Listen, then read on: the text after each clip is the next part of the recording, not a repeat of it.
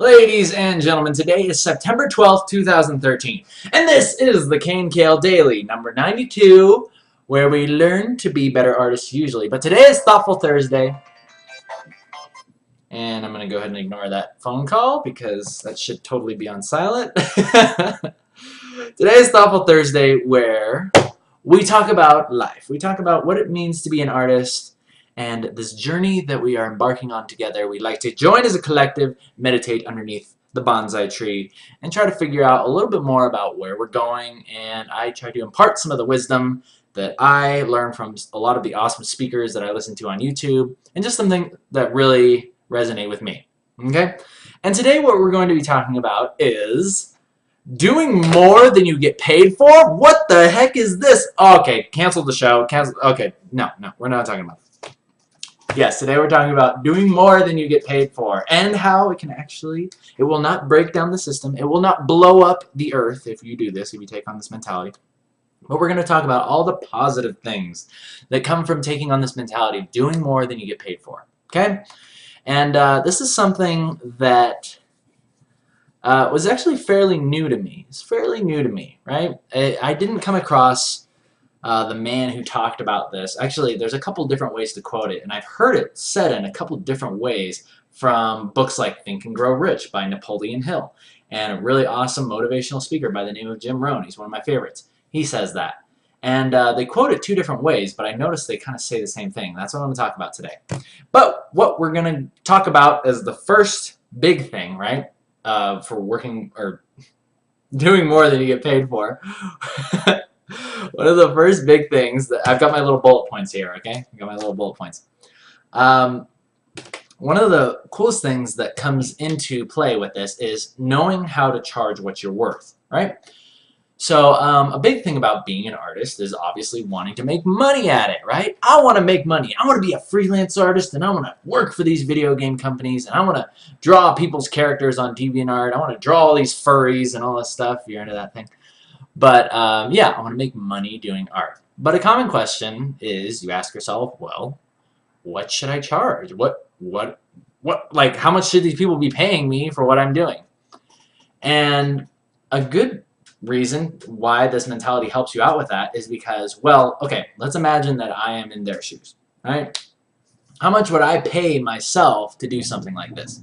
And this is something that you're going to kind of have to learn on your own. Basically when I started doing splashes for Riot, I was getting paid about 1/10 of what they're charging for splashes now. Let's just say it that way. But again, the quality and the value and everything jumped up from the beginning to the end too. So I'm not saying they were like ripping me off, but I'm just saying, notice how you know, just like value can increase over time. Things improve over time, and what costs one thing at one point, you can jump it up times 10 in the future just by adding value to it. So anyway, that's a whole nother thing for another time. The point is that you need to put yourself in the customer's shoes and be like, okay, really, how much would I pay for somebody to do a rendition of my character in this style, right? And whatever they're going to pay me, I'm going to make sure that I take it a step further, right?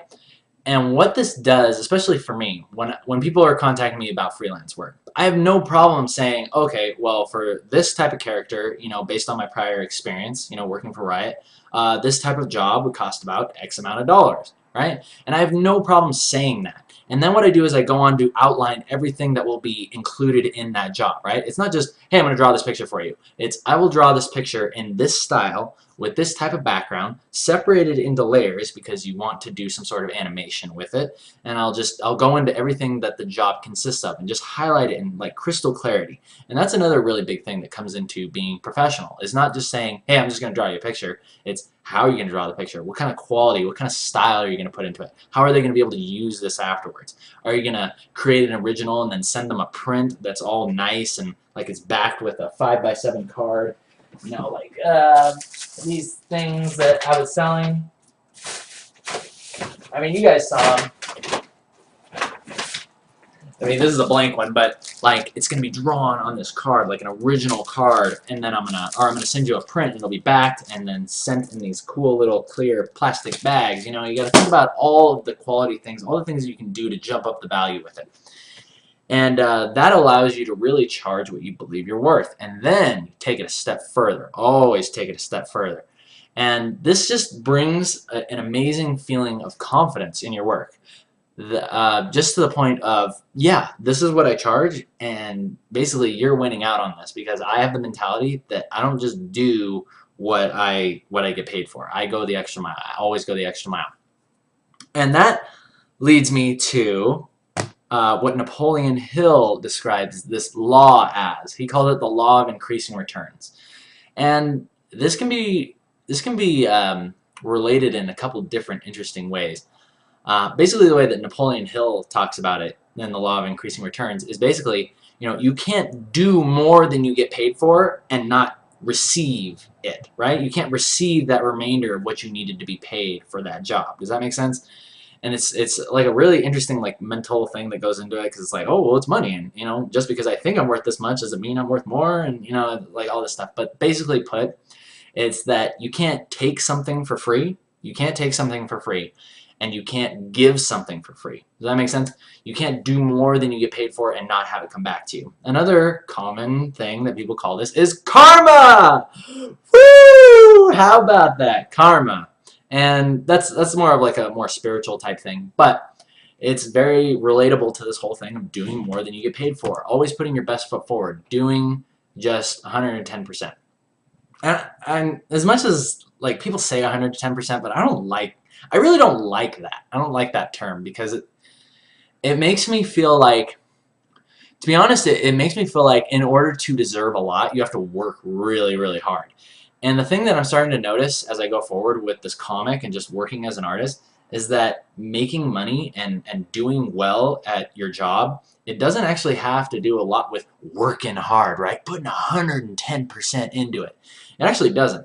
I think it has to do with going the extra mile and doing more than you get paid for me, is allowing yourself to be in a state of relaxation where the force of the artist, the flow, your skills just naturally come out of you, right? You get out of your own way and you work almost less. The less you work, the more natural it flows out, and you give somebody something that is just, it's free of like this negative energy. There's no stress involved in it. There's no spitefulness of like, oh, they said they wanted me to do this and I thought I should go this way and then they disagreed with me, so yeah, I'll show them. I'll do it their way and I'll make it suck, right?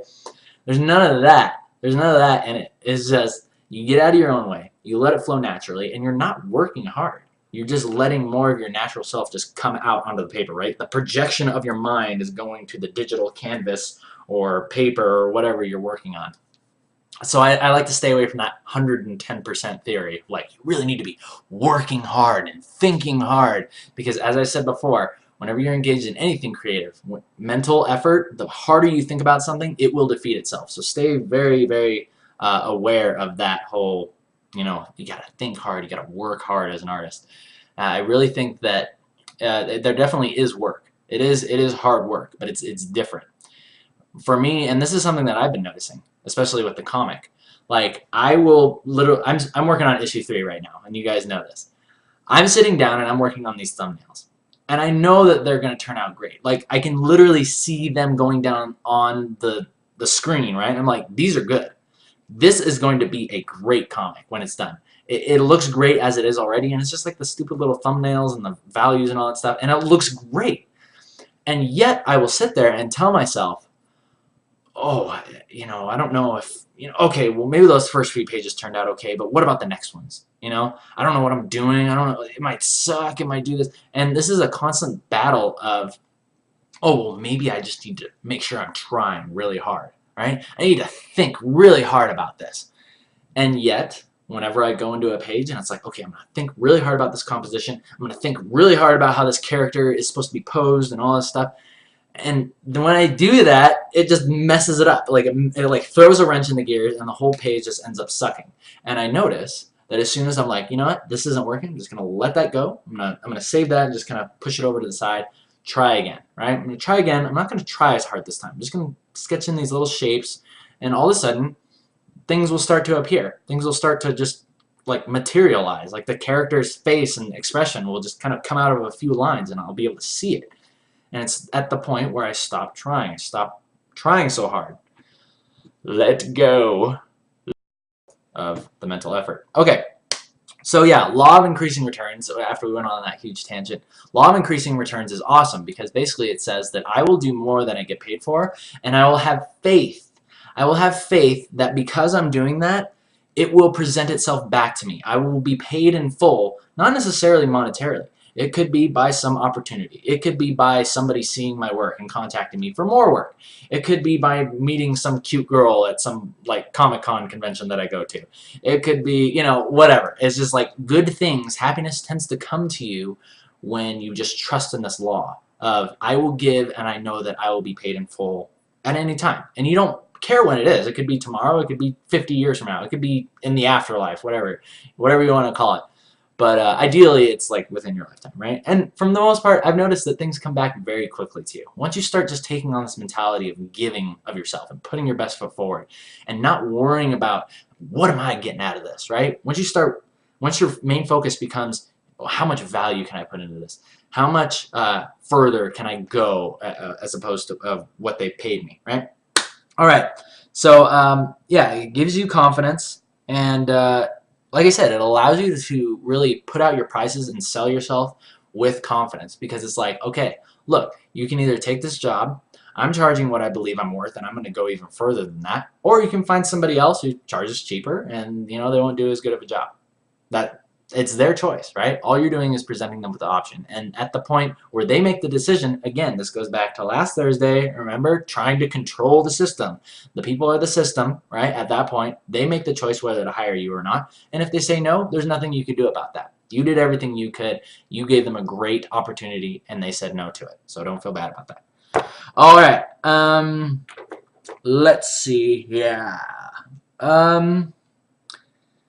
Good. Okay. Here's another great thing that comes into play when you take on this mentality of doing more than you get paid for. Is oftentimes it will present opportunities for you to move up, right? In any job situation, if you're doing more than you get paid for, like I said, for example, Larry, the guy, he's now leading the entire Splash team, or not the Splash team, the Skins team, right, and concept team at Riot Games. And he started as just this guy doing concept skins. And he could still be doing that if he just sat there and just did what he got paid for. He just stuck to his job. My job description is I just sit here and I make skins, and you can't tell me what to do.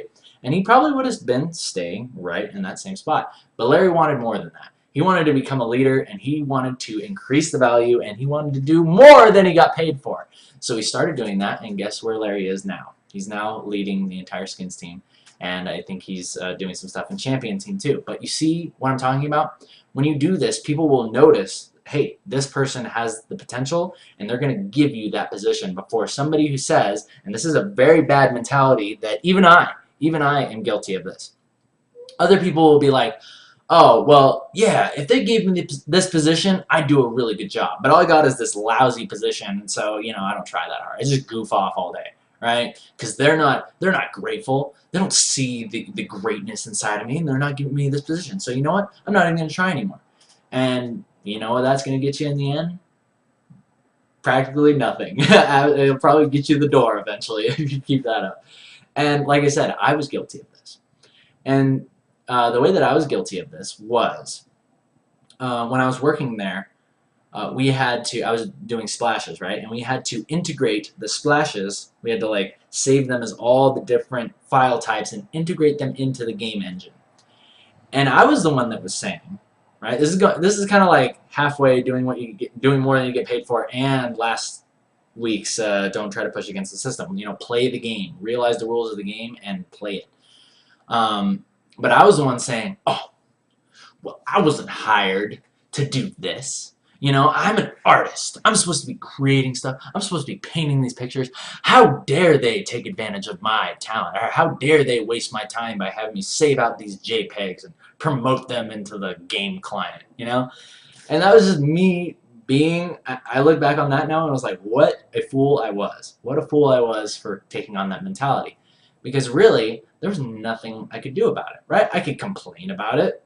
I could just complain about it. That was all I was doing. And I thought that complaining alone was going to change my situation. But here's what I should have done.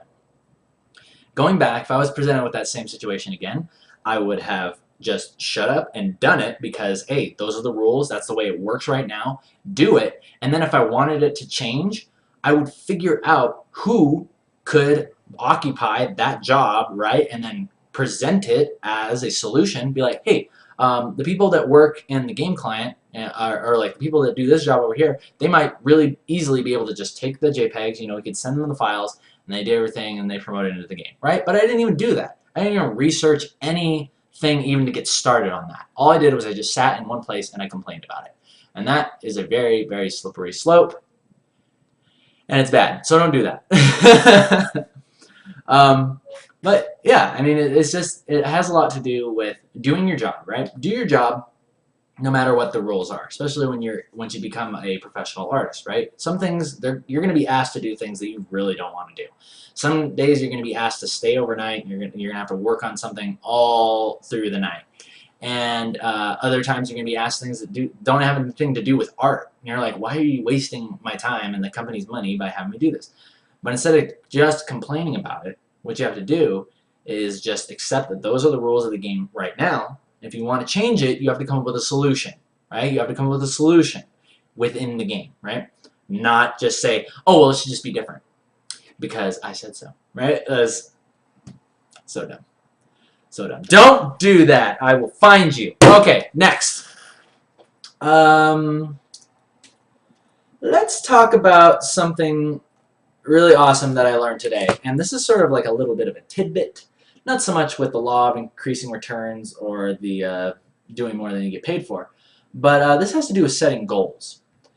And something really, really interesting that I found out about my goal setting and just this feeling that I had towards the end of working for Riot. A lot of you guys know by now that I'm not working full-time for them anymore, and I'm working on Emma. Big surprise, right? But I thought about it today. I was reading some more Super Self, right? And in here it talks about lining up your goals with your values. And oftentimes if you set a goal that does not correspond with one of your major values, right, like what you care about, what means something to you in life. If you don't set up a goal that lines up with your values, then it'll oftentimes, when you get that goal, you will be left with this very empty feeling. You'll have this feeling of, is this all there is? Is this it? Is it just the same thing every day from now on? Is this what I worked my entire life to get to? And this is kind of the feeling that I was having towards the end of working with Riot. And the reason why I was feeling this way was not because the job was bad. It wasn't because I was being mistreated and, oh my gosh, they just don't know how to use they don't recognize my talent. There's none of that. It was just the fact of getting that job was something amazing for me, right? I worked my entire life to get there. And after a certain amount of time, I felt like everything that I wanted out of that job, all the, whatever it was, like friendship, connections, love, experience, learning the things of the splash artist, I felt like I had soaked it all up. And now every day from then on was going to be more of the same. It was just the same thing every day. Get up early in the morning, get to work, to try to avoid the 405 traffic by going in at 4 o'clock in the morning, sleep on some sofa in there, they have like a little futon in there. I thought that was really cool of them to actually have one of those. But go in early in the morning, do the workout and everything, and then get home late at night. And it was really starting to scare the crap out of me because I realized that, every day was the same thing. Monday through Friday, same thing. Weekends, I had no time at home, so the weekends was just my time to catch up on all the stuff that got pushed to the side by the week. All those errands, like, oh, I gotta go out and I gotta get some food, right? And it's funny because I barely ate at home anyway, but it's like my diet was getting terrible because I didn't have time to pack a lunch, or I was too lazy to pack a lunch. Of course I had time. I was too lazy and stupid to pack a lunch. And so I was wasting money on this cafeteria food. It was really unhealthy. And I was just becoming a very, very sad person, right? And I thought about moving to Santa Monica, but I just didn't want to move away. I was living with my friend. I was living with my best friend and in his condo, and I really didn't want to move away from him. I felt like it was really important for me to stay there with my good friends instead of move to Santa Monica. So that wasn't an option for me. And again, this has to do with values. You see how that comes into play? A big value of mine is being close to people that I care about, being close with friends and family, and just having these people that mean a lot to me, close to me in my life. I can't be alone or without those people for a very long time because it drains on me, right? I need people. And so, yeah, I realized that one of my biggest values that I want to stay true to is this feeling of I want to contribute. I want to contribute things. I want to be able to teach people. I want to be able to motivate people. I want to be able to show people that, hey, if I can do it, then you can do it too. You have a dream of making a comic or telling a story. If I can do it, you can do it, right? And I just have this dream. That's like actually one of my biggest values. It's almost like the purpose of my life. And if I don't have that, it's almost like I'm constantly depriving myself of it every day. And working at Riot, making the splash screens and all that stuff, I was contributing cool illustrations to a game, right? But I wanted something more. I wanted my own story. I wanted my own company. I wanted to give people jobs and have them draw my characters and have them tell my stories and grow this company, this business, right? And that would be really cool. Again, that's all just kind of extra stuff that comes along. But really, when it comes down to it, I think that just the diamond at the center of everything is just wanting to tell a story. Right? It's just this little story that you guys need to listen to. Might take a few years for me to tell it, but I'm going to tell it, and it is going to get done. And it's so cool that just having the experience of working my entire life to get somewhere and then realizing it wasn't all it was cracked up to be. It wasn't the end all. It wasn't the end. It wasn't the end of my life. It was actually the beginning of something. It was the beginning of something great. It was the point at which I got the inspiration that told me, yes, this is what my life is supposed to be. This is what I'm supposed to do. And for that reason, I don't look back with regret, right? I don't look back and be like, oh, well, that was a waste of time. I spent 20 years of my life trying to get a job professionally, and I finally did, and then I hated it, right? And then I got out. It's not, because that still had to happen too. You understand what I'm saying? That had to happen in order for me to understand how important it was for me to do my own thing, for me to tell my own story. If that wouldn't have happened, I wouldn't have had the same drive. I wouldn't have the drive today that says this story will be told or I will die. I will die before I quit making this comic. I would not have that drive if that wouldn't have happened. So it's really, really cool when you think about it that way. So yeah, I think it's really good to just be honest with yourself and really take a look at some of your values. And a good example of them are, I'll just read you off a couple that are on my list, right? And this is a good time to really, really be honest with yourself. And I hope that you guys don't think this is weird, but I'm going to read you all of my honest values, or some of my top ones. Okay, so number one is wealth, right? Some people look at that and be like, oh, you value money? You value wealth? You want to be filthy rich? How dare you, right? And it's like, that's why it's good to be honest, right? It's like, yes, I value wealth. I want to be able to be financially independent. I would love for nothing more than to just sit down and work on this comic and not have to worry about money. But the biggest thing that I'm starting to notice, like even going forward, is that money actually isn't that big of a deal, and it's not that big of a problem anyways. I think that you can almost adjust yourself to nearly any financial situation, even if it has to do with moving back in with your parents for a little while, which I'm doing right now. And I want you guys out there to know that this could be a possibility for you. If you want to do something like this, you want to start your own business, if you have people that are going to support you, that you can move in with for a little while, I think that's a great thing. However, I am looking into getting my own place very soon because I think that's a very important thing for me. Again, a value of mine is that I love to be my own man. I love to be able to take care of myself. So that's what I'm looking to do next, right? And very soon, I'm going to be coming to you guys from the studio apartment, or from the studio, you know, wherever in Utah I decide to go. But it's a lot easier to live in Utah too. You can look at all the states, look around the entire United States, and there's like places where you can relocate to, set up, and you can live there and you can go for your dream. Okay? Okay, so number one is wealth. Financial independence, whatever you want to call it. And that's a big one for me. Number two is good health. I think that's another really, really great value. Number 3, okay, again, this is very honest. Meeting the right person. It sounds so gay when I say it like that. Meeting the right person. Meeting that person who's going to love me for who I am. That supportive person who thinks that comics is the coolest thing in the world. I go up to girls and tell them, yeah, baby, I make a comic. And they're like, oh, that's nice. Okay. And then they're like backing up as I talk to them. And, you know, not everybody's going to dig that. Not everybody's going to understand. And that's okay. But I want to meet that right person. The person who's like spontaneous and just has fun with life, who loves life, doesn't worry about stuff, who has dreams and aspirations of their own, and they're supportive, right?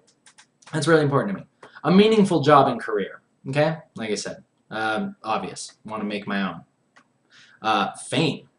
Again, be very honest with yourself and ask yourself, why is fame important to me? Why is it important that a bunch of people look at me and think, oh, wow, he's so awesome, right? I had to ask myself this. And really, again, being honest with yourself, it could be just the simple fact that I like the way it makes me feel. I like the way it makes me feel that I can go for something and get it and people think I'm cool. I like the fact that I can have a dream to make a comic and then I go out and make it and people think that's cool. All right? Be honest with yourself. Okay? Don't be like, oh, well, I don't, like these things. What kind of person would I be if I like this stuff? Again, be honest. Next one, power. Yeah, I love power. I love having control. I love creating things, right? That's why I'm doing what I'm doing right now. I love the power of being able to freely just create, uninhibited, what is in my brain and just tell a story, right? And then bring these people in and be like, yes, you work for me now, right? Well, not quite in like such an overlordy fashion. I more think of it as, hey, you work for me now, and I want to make sure you're getting value out of it too, whether it's experience or I can pay you. Eventually I want to be able to hire people and actually pay them. Free time. Free time is another big value of mine. I love the ability to just be like, oh, hey, there's a cool thing happening in the city tonight. I'd like to go see that with my friends. Come on, guys, let's go check it out. Happiness. Big thing. I think this is on everybody's list. Happiness is just something that everybody wants. And let me make sure we're actually still going. We are. Okay. Oh, and in the meantime, we've been going for about half an hour. So please, question catapult anything that you have, because once I'm done with these value lists, this is like a big tangent. I'm probably going to call this doing more than you get paid for and values. That's what I'm going to call today's episode. So any questions that you have, please throw them over. And let me know. Let me know what you think about my overlordy ways, my fame-pursuing ways, my wealth-pursuing ways. Tell me how evil I am. All right, anyway. Happiness. Happiness is another big thing, and everybody wants it. And again, I think happiness for me comes from knowing your purpose in life, knowing what you're here to do, and then just knowing why you exist. Like, why am I here?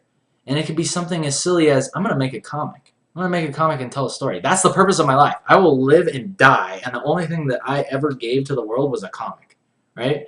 And that's okay. That's okay, because it's more. It could be more than a comic. It's the experience, right? You guys are watching me as I create it, as it's going.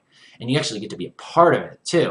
Like, if you tune in and watch me creating it live, oftentimes we have the choices, and you guys give such great feedback and inspiration. You guys are drawing freaking zombie concepts that I put into the freaking comic, and I think that's really cool. All right, number 9 is a close spiritual connection. I think it's very important to understand that life is not all physical. It's also very mental and spiritual. It's good to know kind of who you are. Like, what is your connection to everything? What is your connection to other human beings? What's your connection to the world? What are we? What are we here for? And what are these ideas that we call, everything? What is the essence of everything? And that's a whole other thing in itself. But I like the feeling of knowing that, my problem, like these money problems and just stuff like that, it's actually not really a problem. It's not really a problem. Like, as long as I'm here, right, I have a body that works, I'm literally just like living and I'm doing what I really believe I'm supposed to do, like, that's really what life is supposed to be about. And whether I live to be 100 or I die like 5 days from now, as long as I die doing what I loved and doing what I believed in, that's a life worth living. So, okay. Next up, contributing time, knowledge, and money to others. Okay, this also has to do with the business. I love contributing time, knowledge, money, experience, anything to others. There would be nothing more that I would love, or nothing more that I would love than to create a business and actually start giving jobs out to people. Right now, all I can offer is experience, right? But as the company grows, right, I'll be able to start paying people for the awesome work that they're doing for me. All right, and I'm very thankful for everybody who has been willing to contribute their talent and time to the cause thus far. And, okay, got 3 more, and then we're done. People are asking about the images on the wall. That's an upcoming game. I got those from Comic-Con. Those right there. That's Metal Slug. Metal Slug is right there. That's Emma, obviously. That is from Nerdtacular. That is the annual convention hosted by Scott Johnson. Right? He does a podcast for World of Warcraft called The Instance, and he's also a very awesome comic artist. And he invited me to be there and be a volunteer, and he gave me a really cool banner. So that's what that is. That's something by Alex Ahad. That's something by Tofu Girls, which is a girl who works at Naughty Dog. That's Jessica Rabbit and Roger Rabbit. That's Luigi. That's a original pencil from Jenny Romanchuk's Zombie Hunters. Check it out if you haven't seen it. That's Emery, the band, and that is by Megan Mitchell, an artist I met at Comic-Con. All right, there you go. There's all the images. All right. Somebody is asking, when did you start drawing stuff, and did you decide you wanted to be a professional artist? Originally, I wanted to be like an animator. I watched all these cartoons like Bugs Bunny and Looney Tunes, right? And I was like, I want to do that stuff when I grow up. And then very quickly, I started to get into StarCraft. StarCraft was a big game back in the 90s, and I just loved the concept art they drew of the characters in there. I was like, whoa, you can actually draw stuff for video games? I want to do that. So that was when I decided I wanted to work professionally. Okay, two more values, last question, and we're done. Traveling to exciting places is another one of my values. And this is cool because ever since I did the convention at Salt Lake, I was like, yes, I could just travel around the world and do conventions everywhere. I can get 2 things done at the same time. Spread the word about Emma, get more exposure, and travel the world. How cool is that? And I think it's really cool because, I mean, you got one life to live, and you might as well see what's around. You might as well see the world that you live on, and as much of it as you can. Get the cool experiences. And again, respect from others. Being honest with myself. This kind of goes back to fame. And it's like, why do I really care what other people think? And I think it's good to kind of keep these things on the non-primary list, like fame and respect from others. Anything that has to do with what other people think about you, those should all be on that secondary list. And the reason why that is because, again, you can't control what people think about you. So if everybody's around you saying, oh, your comic sucks and you suck and they're just beating you down, then you're going to really quickly lose your motivation. But it's okay to be honest with yourself and say, yeah, you know what, to a certain extent, I like the way it makes me feel when people respect me. I like the way it makes me feel when people like the things I do, right? And I think everybody could admit to that if they're honest. But again, try not to let it become the primary thing. Let it be secondary. All right, and that wraps up values. Last question coming in from Zalius. Have you ever thought about doing paint overs on your show? I've seen a few before, and I learned a lot. This kind of goes hand in hand with people asking me about critiques, and I personally don't do critiques. I don't like to do critiques right now because I feel like I'm not very good at telling people exactly what to do. I feel like, hey, I'm here to teach my style and the way that I do stuff, and the people that resonates with, they can go ahead and take that. But I guess I'm not comfortable with saying, oh, you did it this way, and this is the way I would have done it. So let me just show you the way that I would have done it, and next time you should do it the way that I would do it. It's like I'm creating clones. But like, yes, do it the way that I would do it. And I mean, there's fundamentals and all that stuff that you can go into, but I just don't feel qualified enough. And really, I just don't have a lot of interest in doing critiques and telling people what to do. But rather, I just like to show the things that resonate well with me, and if those work, you take them and add them to your artistic toolbox. Alrighty, people. So we're going to go ahead and end today. Oh, we need epic outro music. My throat is like killing me. Ever since Comic-Con, I've had like this frog in my throat. I just want to like rip it out like some alien, right? Okay, epic outro music. There we go. All right, so thank you everyone for joining me live on Twitch TV. People on YouTube, thumbs up if you like it, thumbs down if you don't. My name is Kienan Lafferty. You guys have a great weekend. I'll see you guys on Emma Monday. Till then, you guys take care.